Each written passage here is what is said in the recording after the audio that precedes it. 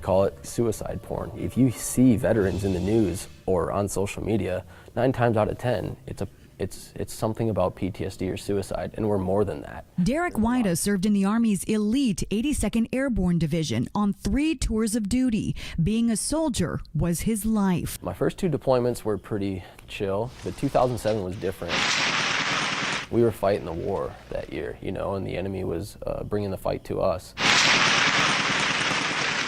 I didn't know where I had been shot. I felt a hot zing go through my calf. So I thought I had this like really cool Forrest Gump flesh wound, and I was gonna be chilling at a hospital tent, eating ice cream and hanging out with hot nurses for like 4 weeks, and then I'd be back to my job, you know.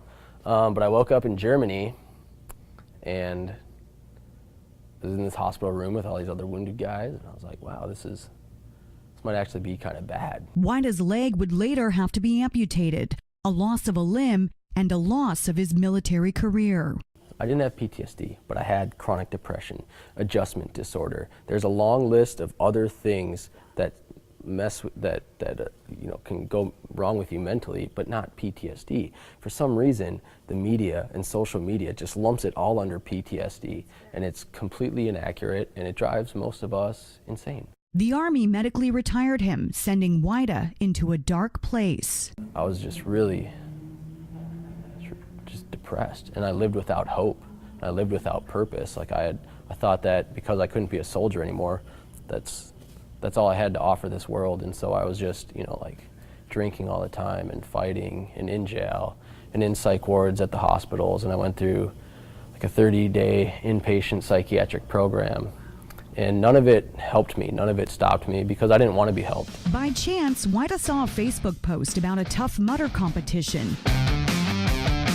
It may have saved his life. I started talking to people again, you know, like not just people, but like reconnecting with my veteran friends, guys I served with, military guys, you know. And then for those next 6 months training for this Tough Mudder, it brought purpose. From there, he found CrossFit and then Rush Club. Derek Wida! Our reason for existence at Rush Club is to touch, move, and inspire people to action. That's where we're going. In 2013, A.J. Richards, a fellow veteran who also found himself returning from war depressed and in need of inspiration, founded Rush Club. To all of the veterans who showed up here tonight, a head-to-head weight class competition. These guys are absolutely attacking this workout. Athletes who compete on the Rush Club stage are some of the fittest on the planet. Whether able-bodied or adaptive, their grace, speed, and strength is amazing to witness and is streamed out on the web for all the world to see. We're the first place in history to give adaptive athletes a place to be recognized.